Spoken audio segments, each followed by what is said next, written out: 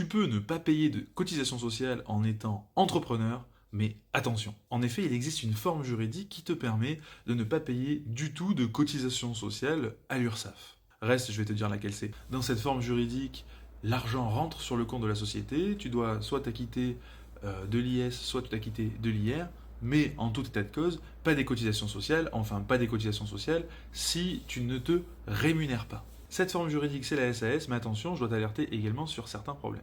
Donc je vais revenir sur l'explication du truc. La SAS, elle peut être à l'IS ou à l'IR. Si cette société est à l'IS, donc à l'impôt sur les sociétés, l'argent qui rentre sur le compte est imposé à l'impôt sur les sociétés, et toi, en tant qu'associé, tu es imposé uniquement quand tu reçois des dividendes. Si cette société relève finalement de l'IR, donc elle est non soumise à l'impôt sur les sociétés, la société en tant que telle n'est pas imposée sur les bénéfices, c'est toi en tant qu'associé qui est imposé sur les bénéfices à hauteur du bénéfice de la société selon la catégorie qu'elle relève.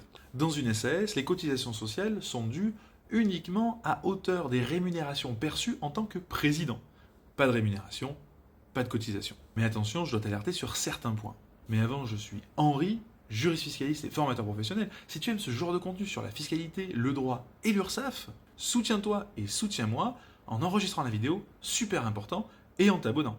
Si tu peux partager, c'est top. Si tu veux savoir ce que je peux faire pour toi, tu peux m'envoyer un message en privé ou tout simplement cliquer sur le lien dans ma bio. Revenons à nos moutons, quels sont les risques finalement d'être exonéré totalement de cotisations sociales? Il faut faire une distinction selon que la SAS soit à l'IS ou non.